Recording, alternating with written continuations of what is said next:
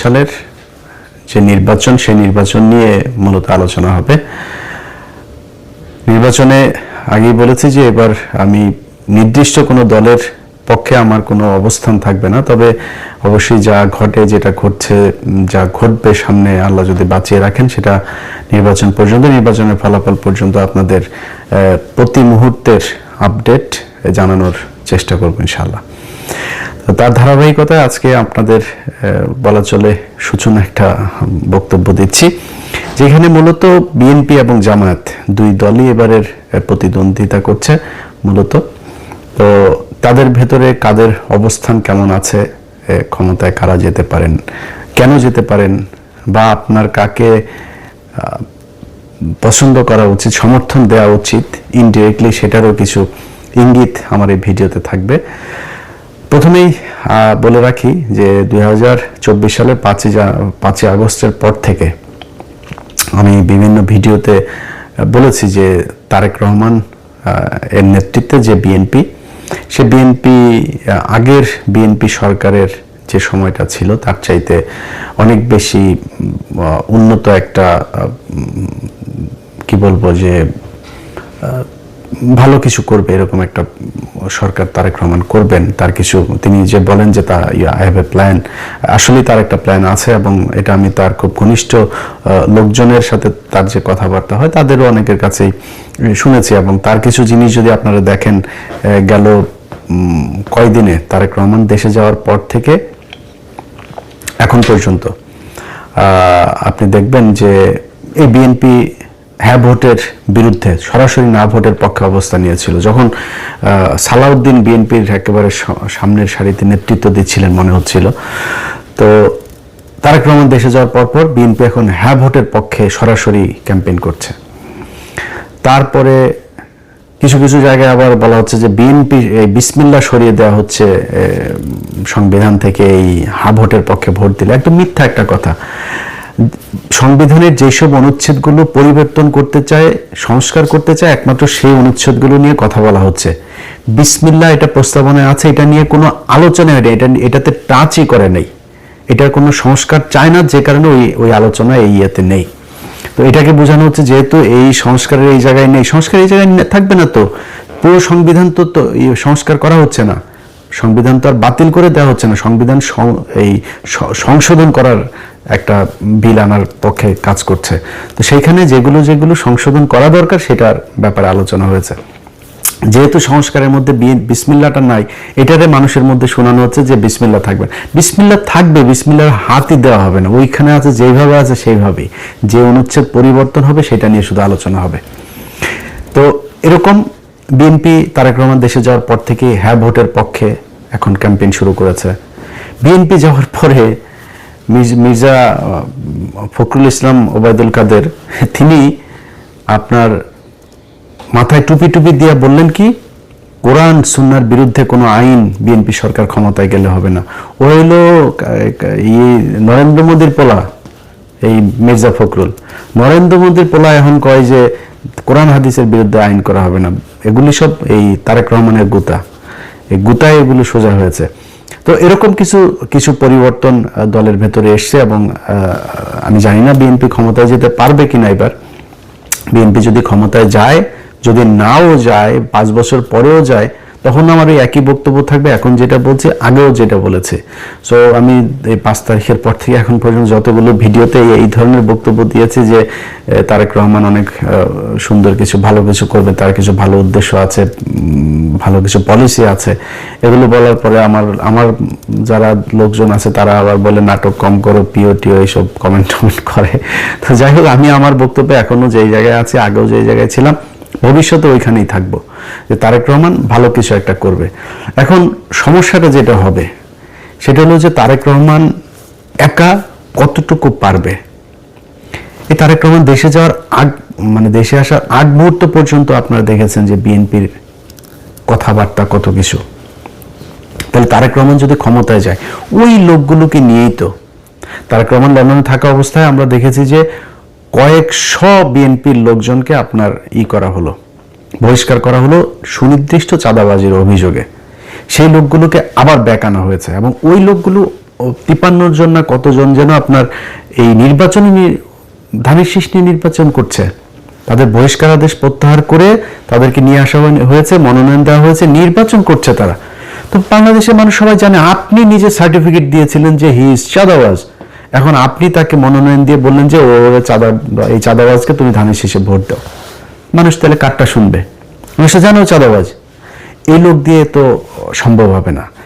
সমানে আপনার এই দুই দেশে নাগরিক, দ্বৈত নাগরিকত্ব নিয়ে আপনি নির্বাচন করতে পারবেন না, কিন্তু আপনি করছেন। তো আপনার তো উদ্দেশ্যই আপনি 5 বছর চুরি করবেন, করে আবার ফের আওয়ামী লীগের মতো পলায় বিদেশে যায় খাবেন। আপনি নাগরিকত্ব করছেন না কেন? আপনি ছাড়ছেন না কেন? তারপরে ব্যাংক লোনে আপনি নির্বাচনের আগেই, ক্ষমতায় যাওয়ার আগেই আপনি কি বলে এটার কি বলে ঋণ খেলাপি। তো একজন ঋণ খেলাপি যখন কিনা নির্বাচনের আগেই চুরি করে ক্ষমতা আসতে চায়, ও তো নির্বাচিত হয়ে ক্ষমতা গেলে পুরো ব্যাংক দখল করে ফেলবে, পুরো ব্যাংক ধ্বংস করবে। এই আওয়ামী লীগের মতো, আওয়ামী লীগ যা করেছে সেভাবে ও ব্যাংক ধ্বংস করে ফেলবে, পুরো ব্যাংক খাবে বসে বসে। সেই চোর বাটপার লুচা। আমার চুয়াডাঙ্গার কথা বলি, আমার চুয়াডাঙ্গায় জামাতের প্রার্থী হলো একে অ্যাডভোকেট রাসেল ভাই, আর বিএনপির প্রার্থী হলো গিয়া শরীফুজ্জামান শরীফ। তিনি একাধারে চাঁদাবাজ, ধান্দাবাজ, দখলবাজ, টেন্ডারবাজ, সবশেষ ধর্ষক। ধর্ষণের অভিযোগ করেছে এক নারী। কেন অভিযোগ করেছে? সেও বিএনপি করতো, স্কুল শিক্ষিকা, গান গায়, শিল্পী। সেই নারীকে আপনার ধর্ষণ করার অভিযোগ করার কারণে তাদের স্বর্ণ চোরাচালান এই মামলায় ঢুকাই দিয়ে তারা জেলে রেখেছে, এখনো জেলে। এই সপ্তাহে হয়তো বা সে ভালো একটা সুসংবাদ পাইতে পারি, সে সম্ভবত বের হবে। তো এই ব্যক্তির যদি আপনি জামাতের রাসেল ভাইয়ের কাছে যদি আপনি শরীফ ধর্ষককে দাঁড় করান, তো মানুষ কাকে ভোট দিবে? সারা দেশে তো একই অবস্থা। এই যে মির্জা আব্বাস আর পাটোয়ারি তো কোনো রিক্সাওয়ালার কাছ থেকে চান্দা নেয় না, কোনো দোকান থেকে চান্দা নেয় না, ফুটপাত থেকে চান্দা নেয় না। চান্দা আব্বাসের কাজে চান্দা নেওয়া। সারা জীবন চান্দাবাজি করেছে, এখনো চান্দাবাজি করে। এই যে আপনি ওনারা অনেক সময় বলে বেড়ান যে জামাতের লোকজন হলো গিয়া কিচ্ছু করে না, জামাতের লোকজন কোনো কষ্ট করে নাই, জামাতের লুকিয়ে লুকিয়ে আরামে তারপরে আওয়ামী লীগ সেজে তারপরে রাজনীতি করেছে। জামাতের কয়জনের ফাঁসি হয়েছে, জামাতের কতজন জেলে গিয়েছে, জামাতের কতজন রিমান্ডে গিয়েছে, জামাতের কতজন গুম হয়েছে, কতজন অঙ্গ হারিয়েছে, এটা হিসাব করতে চাইলে হিসাব করেন, তাহলে বুঝবেন যে কাদের উপরে কত নির্যাতন হয়েছে। চান্দা আব্বাসের পুরো ঢাকা ব্যাংক আরামসে তা বেড়েছে, আরো আরো বাড়তে থেকেছে। তারপরে আপনি এই যে মীর কাশেম আলী, তার ছেলে পর্যন্ত আপনার গুম হয়ে একদম কি অবস্থায় বের হয়েছে আপনারা দেখেছেন সেগুলো। তো এই অবস্থা, এটা হলো জামাত আর বিএনপির মধ্যে। আপনি ধরেন হাইপোথেটিক্যাল কথাবার্তা বাদ দেন, জামাত আর বিএনপির সাথে আমরা যে প্রতিদ্বন্দ্বিতা করব, কারণ একজন বিএনপির ভাইকে আমি বলবো যে মানে আমি কিন্তু চাই যে সব রাজনীতি, খালি বিএনপি একা না, আমি চাই আওয়ামী লীগও যদি বাংলাদেশে কোনোদিন রাজনীতি করে, জাতীয় পার্টির রাজনীতি, সব রাজনীতিবিদদেরই মানে ঠিক জায়গায় আসতে হবে। ভাই আপনি চোর বাটপার সে আগে ধান্দাবাজ চান্দাবাজ এগুলো নিয়ে আমার যদি বলতে বলেন, মানে একটু সেফ জোনে থাকার জন্য বলি, না 100% বলে ফেলতাম। 99.9% আপনার চোর, জাস্ট চুরি করার জন্য এখানে রাজনীতি করতে আসে। একদম সব, বিএনপি বলেন আওয়ামী লীগ বলেন, জাস্ট চুরি করার জন্য রাজনীতি করতে আসে। আর জামাতকে বলা হয় জামাতও নাকি ওরা হয়েছে চান্দাবাজি করে, জামাতও নাকি চান্দাবাজি করে। জামাত চান্দাবাজি কেমনে করে? ওই যে ইয়ানত নেয়, এটাও বলে চান্দা। তো ও ইয়ানত নেয়, ওর পকেটে টাকা দিয়ে ও সংগঠন করে, রাজনীতি করে। আর আপনি মানুষের টাকা নেওয়ার জন্য রাজনীতি করেন, মানুষের কাছ থেকে চান্দা নেওয়ার জন্য রাজনীতি করেন। এগুলি বলে কি আপনি বুঝাইতে পারবেন? জামাতটা আপনি বলবেন 71-এর রাজাকার, এগুলি বলে কি আপনি জামাতটা পেছনে নিতে? মানুষ কেন যেখানেই যায়, যেখানেই শুনেন জামাতকে, আমরা এবার জামাতকে ভোট দিব, জামাতকে ভোট দিব, মানে এরা বলে বট বাহিনী দিয়ে এগুলি করা হয়। তো ডাকসু নির্বাচনে কি হয়েছে? ছাত্র সংসদ নির্বাচনগুলো সব জায়গাতে কেন এই ভরাডুবি? সবশেষ জকসু নির্বাচনে সবাই মিলে, ওই যে বিকাশ নুরু টুরু সব কটার দল মিলে এসে তারপরে শিবিরের বিরুদ্ধে লাগলো, তাও পারলো না। তো কেন হচ্ছে এরকম? এটা এমনি এমনি? আপনার কি মনে হয় জাহাঙ্গীরনগর বিশ্ববিদ্যালয়, ঢাকা বিশ্ববিদ্যালয়, সব বিশ্ববিদ্যালয়গুলোতে সবাই শিবির করে এখন, সবাই জামাতে যোগ দিয়েছে? নো। কি করেছে? তাদের এই সাধারণ মানুষ যারা, সাধারণ ভোটার যারা, তারা দেখেছে যে ছাত্র দলের চরিত্র আর ছাত্র শিবিরের চরিত্র, না এটা তো আকাশ পাতাল পার্থক্য। আমরা তো যা শুনি সব মিথ্যা কথা। এটাকে বলা হয় এরা হলো গিয়া এলা এই ৭১-এ ওর মারে এটা করেছে, ওর বোনের এটা করেছে, খুঁজে পায় না।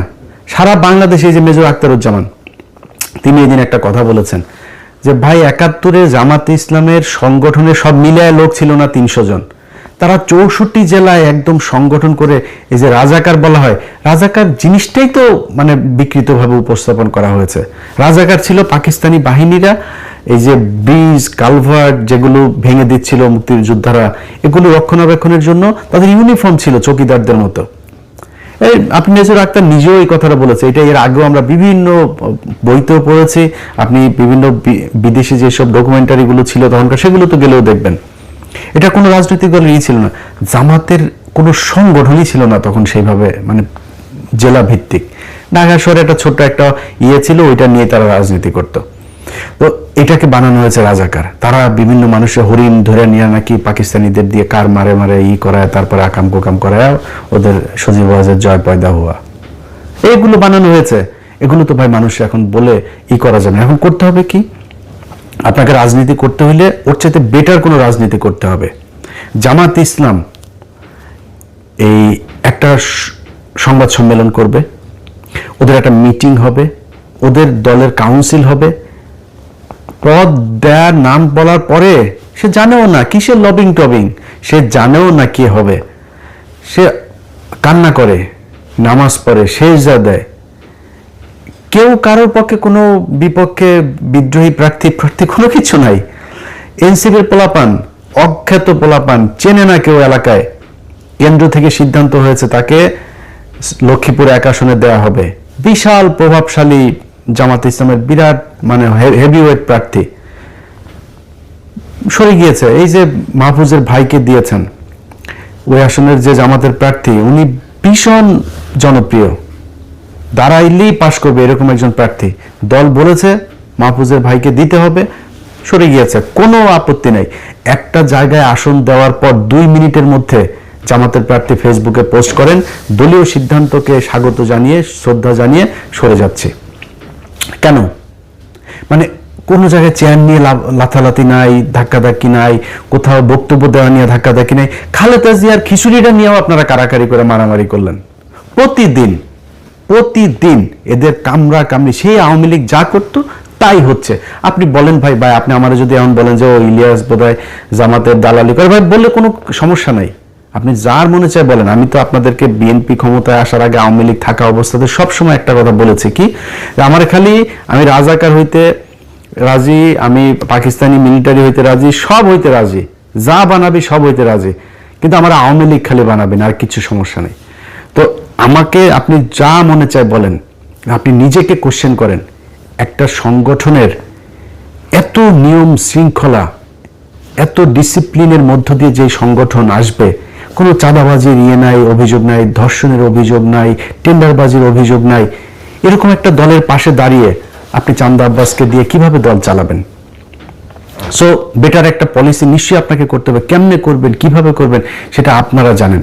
কিন্তু আমি মনে করি যে যদি নাকি আপনি মনে করেন বিএনপি ক্ষমতায় যদি আসেও তারপরেও বিএনপিকে ক্ষমতায় টিকে থাকতে হলে, পরবর্তী নির্বাচনে আবার ক্ষমতায় আসতে হলে, এখন অনেক চামচা টামচা, অনেক তেলবাজেরা বিএনপির হয়েছে, যারা গত ৬ বছরে যারা তারেক রহমানকে চেনেই না, তারেক রহমান লন্ডনের কি এরকমও বসে বসে টকশো করেছে, সেই সব লোকজনও এখন নিজেদেরকে স্বঘোষিত বিএনপির দালাল হিসেবে পরিচিত করার সুযোগ। এত ইজ্জত বেচতে পারবো না ভাই, এত নিচে নামতে পারবো না। আল্লাহর রহমতে আল্লাহ না খাওয়ায় রাখেন না, আল্লাহ গরিবও বানায় নাই। আল্লাহর রহমতে যতটুকু খাওয়ার দরকার হয়, আল্লাহ যতটুকু পড়ার দরকার হয়, যতটুকু নিজের চাহিদা আছে, আল্লাহর রহমতে করার মতো শক্তি আল্লাহ দিয়েছেন। আল্লাহ যেন এই জায়গায় রাখে, কারোর কাছে যেন চান্দাবাজি ধান্দাবাজি হাত না পাতায়, তাইলেই হবে, আর কোনো কিছু দরকার নেই। কিন্তু যে পরিমাণে নেকেট হইয়া মানুষের গালাগালি শুনে তারপরে দলের দালালি করে, নিকৃষ্টতম একটা কাজ।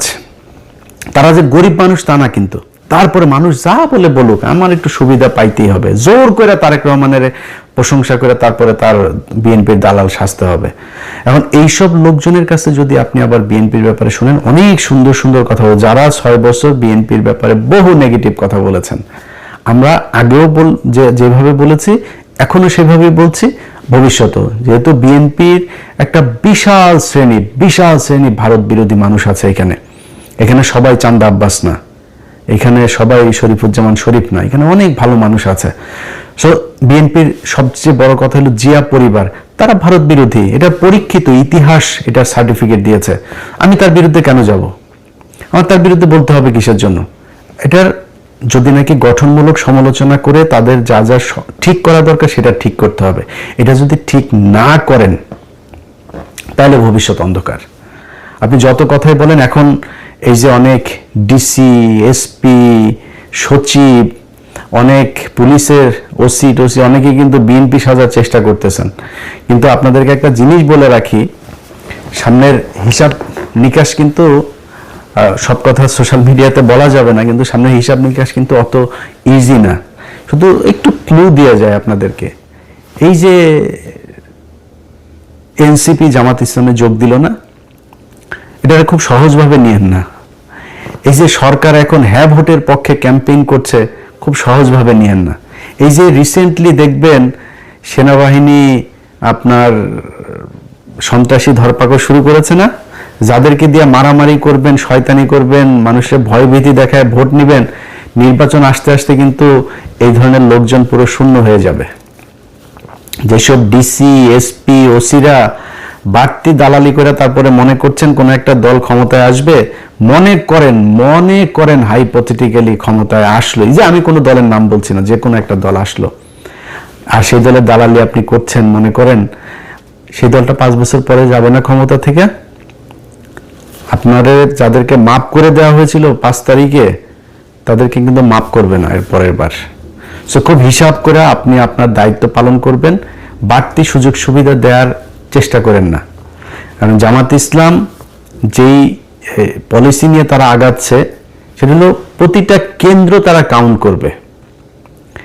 এবারের আগে থেকে বলে রাখি, এবারের নির্বাচনের ফলাফল ঘোষণা হইতে পারে 3 দিন লাগতে পারে, কমপক্ষে 3 দিনও লাগতে পারে এবারের নির্বাচনের ফলাফল। কেন লাগতে পারে?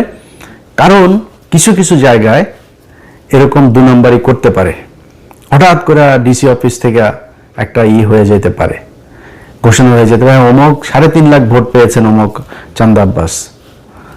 এখন চান্দা আব্বাস যে 3.5 লাখ ভোট পেয়েছে, এখন পাটোয়ারির ভোটগুলি তো জামাতের লোকজন তো প্রতিটা কেন্দ্রের ভোট তারা কাউন্ট করেছে, কেন্দ্র থেকে ফলাফল নিয়েছে, ঘোষণা দিয়েছে ওখানে যিনি আছেন প্রিজাইডিং অফিসার।